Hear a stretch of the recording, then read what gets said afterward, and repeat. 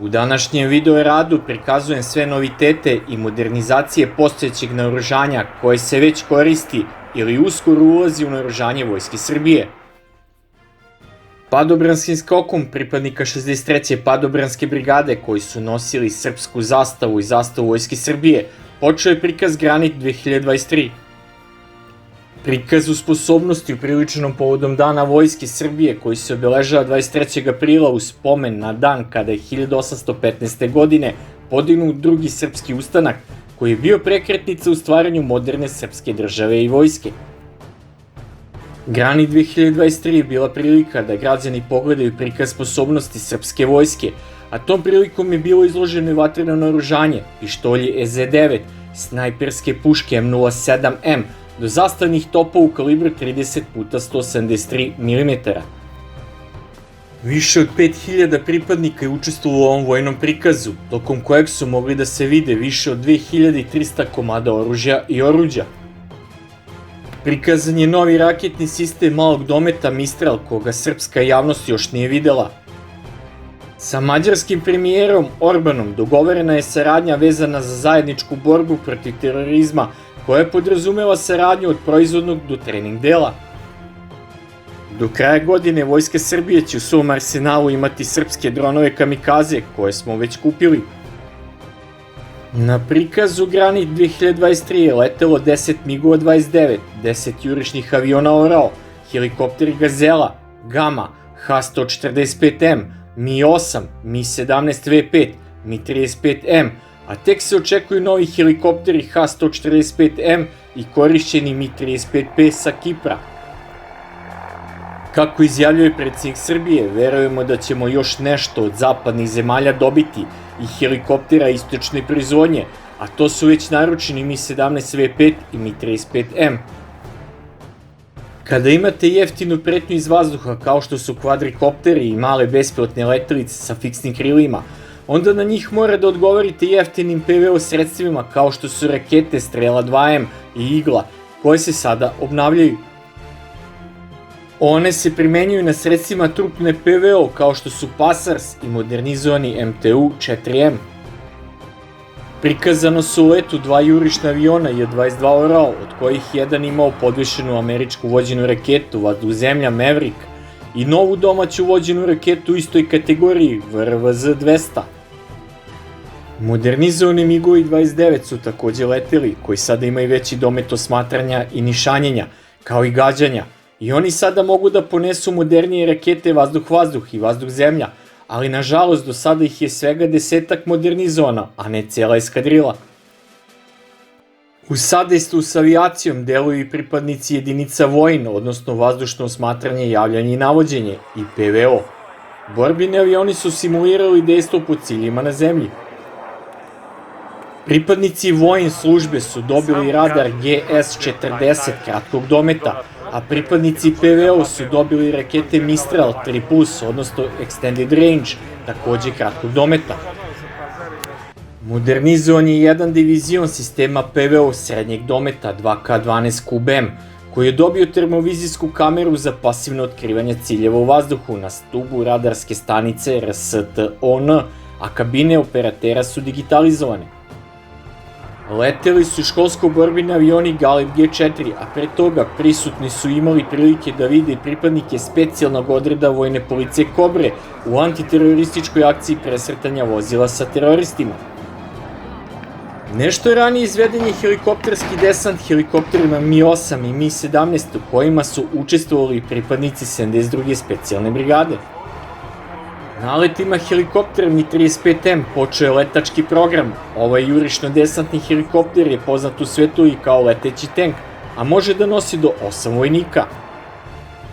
Konkurs za pripadnike specijalnih jedinica Vojske Srbije se prijavilo 1700 kandidata za 530 mesta koliko je vojska tražila na ovom konkursu. Od 1700 prijavljenih kandidata 4,43% su žene, a ostalo su muškarci. Kako navodi predsjednik Srbije, prijavilo se 3 puta više ljudi. Verujemo da ćemo kroz selektivni proces dobiti više od traženog broja vojnika, a onda idemo na sledeći konkurs kada ovi momci budu dobili prve plate od 2000 i više evra. Zaključak s ovog vojnog prikaza je da je Vojska Srbije sve snažnija, ali ćemo ljudske kapacitete morati dalje da snažimo i popunjavamo, jer ih je sada nedovoljno. A sad pogledajte šta sam još sve izdvojio od novog naoružanja i modernizovanog koje se koristi u Vojsci Srbije.